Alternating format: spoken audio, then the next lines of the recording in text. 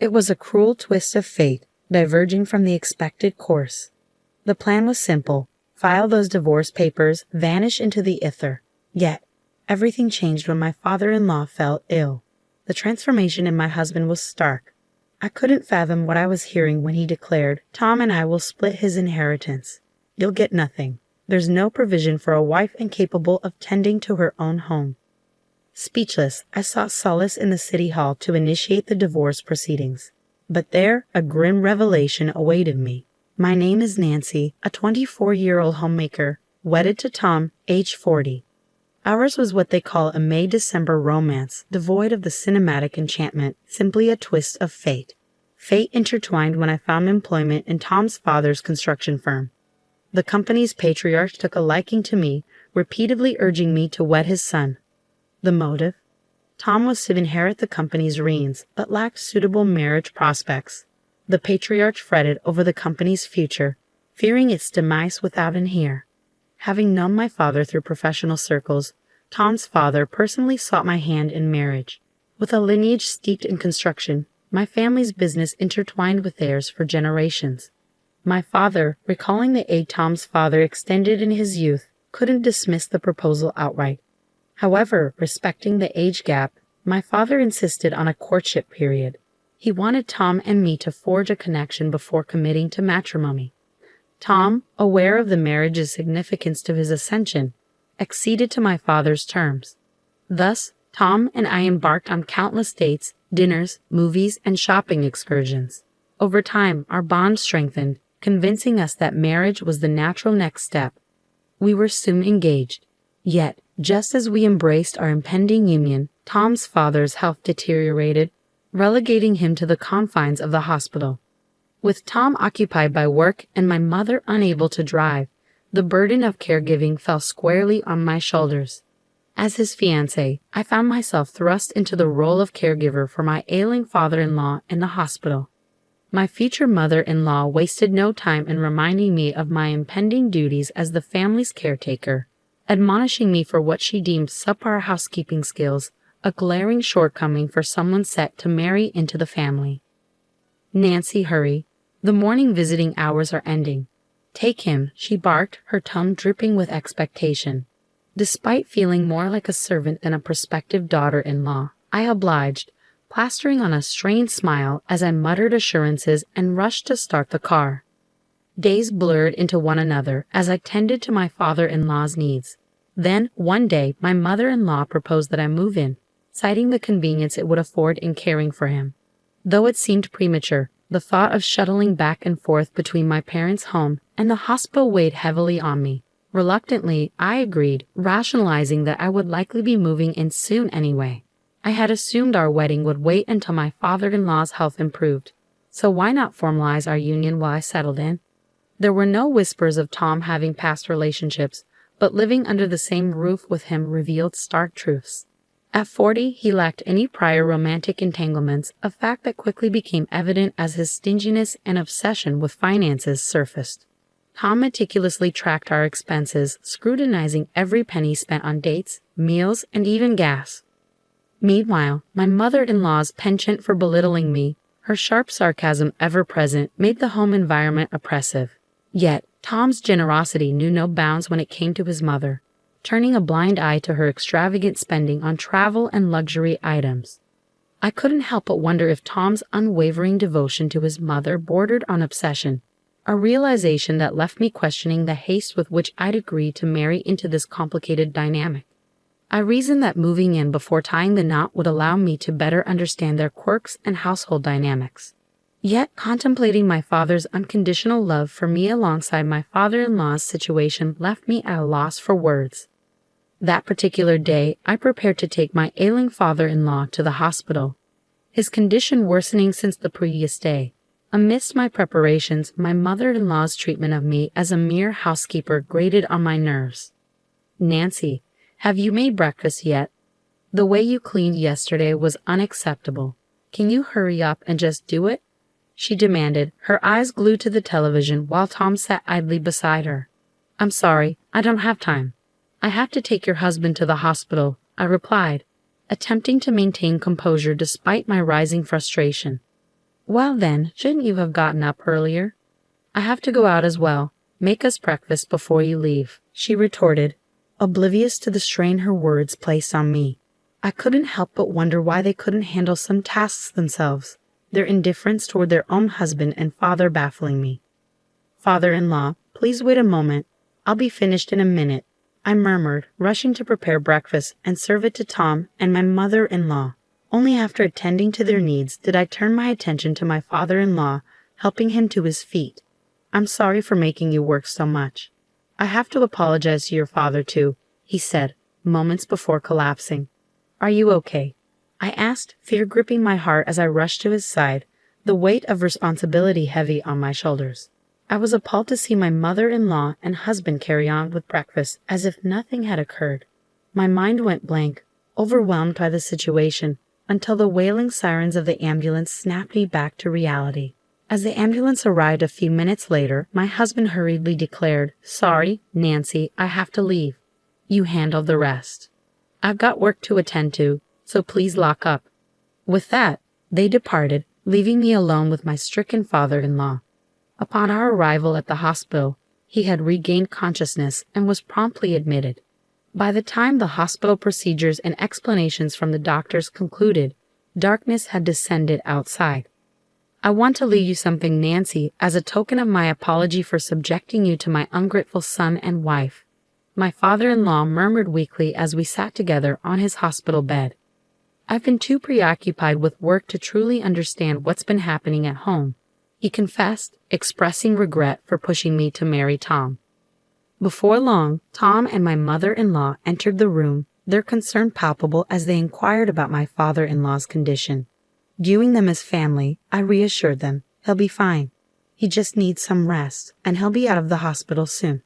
I recounted the doctor's prognosis to them, though it seemed that Tom's disapproval and my mother-in-law's disappointment were palpable, even if only in my perception. Days later, as I prepared to visit my father-in-law, both Tom and my mother-in-law handed me a document with green ruled lines, a divorce decree. "It's what you've been wanting all along, isn't it? To marry someone so much older than you. But your plan didn't work out," Tom sneered, revealing that he had overheard the conversation at the hospital. "My father intended to leave you a portion of his inheritance, but we won't give you a cent. Just go file for divorce and be done with it," he spat venomously, his words laced with profanity. I was dumbfounded. His sudden outburst caught me off guard. "What?" I stammered, struggling to comprehend the betrayal unfolding before me. Unfazed by my disbelief, Tom persisted, "Just go to the government office. We'll divide my father's inheritance equally. There's no one else to share it with, and there's certainly no money for a wife who can't even manage her own household." The words I heard were appalling. Despite my father-in-law's imminent discharge from a hospital, their conversation hinted at an expectation of his demise, sending shivers down my spine. "How can you be so heartless? He's your family. He'll recover when he comes home," I protested, trying to dispel the ominous aura. And their insinuation that I coveted their inheritance stung deeply. "Don't mock me with such accusations. Inheritance is the last thing on my mind," I retorted, seething with indignation. This marriage was never my desire to begin with. With determination, I rushed to the municipal office after completing the divorce papers. I needed to sever ties with these people, to extricate them from my life at once. But upon submission, the receptionist's perplexed expression hinted at an unexpected snag. My name didn't match their records. Confusion mounted until I provided my maiden name, which aligned perfectly. The realization hit me like a ton of bricks. We had never been legally married. As I saw answers from my mother-in-law, her nonchalant response was infuriating. "Oh, I completely forgot. I've had it all this time," she casually admitted, her lack of accountability infuriating. I couldn't hold back. "You deliberately withheld it, treating me like a servant. But now you jest as if it's a trivial matter." I lashed out, the frustration boiling over. Her laughter on the other end of the line only fueled my ire. It was clear she harbored no remorse. She needn't fret about her share of the inheritance, she chuckled, her words dripping with disdain. The sound of Tom's boisterous laughter grated on my nerves, fueling a simmering rage within me. I refused to let them get away with their deception. Calling my father, I implored him to accompany me to the government office. With a quick explanation, I hung up and watched as my father rushed in, his surprise evident. In front of my father, I demanded an explanation from the person who had assisted me moments ago. Armed with a certificate of residence, I uncovered the truth. Not only had my name been omitted, but my address remained unchanged. I had been deceived into believing that because I had registered my marriage, my address had not altered during my time in that house. Yet I was burdened with the label of Tom's wife and forced to endure relentless toil. Faced with the inheritance issue, I was abruptly told to leave. The injustice of it all left me reeling, and even my typically mild-mannered father was incensed. Together, we hurried to the hospital where my father-in-law lay. Upon our arrival, my father-in-law, noticing my father's presence, offered polite words, unaware of the storm brewing within us. As my father explained the situation, my father-in-law's expression shifted from calm to agitation. We convened in his hospital room, deliberating on the repercussions for Tom and my mother-in-law, who hadn't visited him since his hospitalization. In a surprising turn, Tom's father proposed a solution to my father, recognizing that Tom was unfit to assume the mantle of family heir. He sought to entrust my father with the responsibility of safeguarding his business. Thankfully, the profitability of Tom's father's enterprise meant that a merger with my father's business would entail no loss. As long as the company endured in some form, Tom's father deemed it an acceptable outcome. Given Tom's character, customers and employees would likely depart if he assumed control, spelling doom for the company. In light of this, the choice was clear. Tom was not fit to lead. I made a decision, one that I believed was essential for our family's future. It was the most effective means to safeguard the company from falling into the hands of our less scrupulous relatives. Tom's father erupted into laughter, announcing his intention to divorce. She's so fixated on money that she spends her days indulging in luxury, neglecting her husband. She's getting what she deserves, he declared, seeking validation from my father and me. We exchanged knowing glances, silently acknowledging that this was a fitting retribution. The legal team and accountants my father had enlisted sprang into action the following day. After careful deliberation, it was decided to merge Tom's father's company with ours, retaining our family name. Tom, stripped of his vice presidency, was promptly dismissed, while a promising executive from our ranks assumed his position. The final decisions would await Tom's father's return to work, catching Tom and his mother completely off guard. Thus commenced the countdown to their downfall. 2 weeks later, my father-in-law made a full recovery and was discharged from the hospital. Accompanied by my father, I completed the discharge formalities and drove him home. Upon arrival, my mother-in-law was conspicuously absent, and Tom was immersed in his work as usual. Their callousness was palpable. Little did they know that the following day they would rue their heartless actions. Returning to my original workplace the next morning, I found a new vice president in place. Tom's father presided over a morning meeting, revealing the company's fate and the changes to come.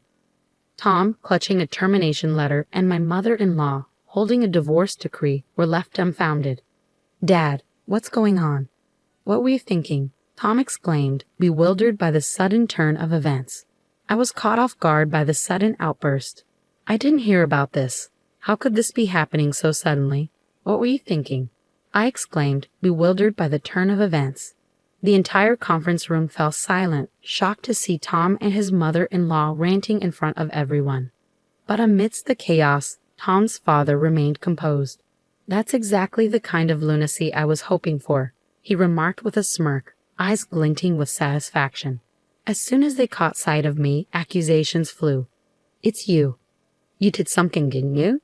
Just because you wouldn't get your inheritance," they accused, pointing fingers. "I didn't do anything. You guys started all this," I countered, growing increasingly frustrated by their baseless accusations. Sensing the tension, Tom's father intervened, his tone firm. "That's enough. You're disturbing the morning meeting. Both of you outside," he ordered, his gaze icy. Reluctantly, Tom and his mother-in-law were escorted out by nearby employees. Once they regained their composure, they sought forgiveness from both me and Tom's father. But I had no intention of accepting their hollow apologies, choosing instead to ignore them. Despite their persistence, they gradually stopped showing up at the company. Security measures were tightened, barring their entry, and they were asked to vacate their home by Tom's father. They now reside in a humble apartment near their former residence. Meanwhile, I've resumed a peaceful life as an office worker, while my father, still seething with anger, is preparing to file a compensation claim against Tom and his mother-in-law for their actions. Their lives have spiraled into despair, a stark contrast to the tranquility I now enjoy. It seems their reckoning has begun, and while I harbor no ill will, I won't extend a helping hand either. Perhaps they've learned the hard way that the way one treats others inevitably returns to haunt them.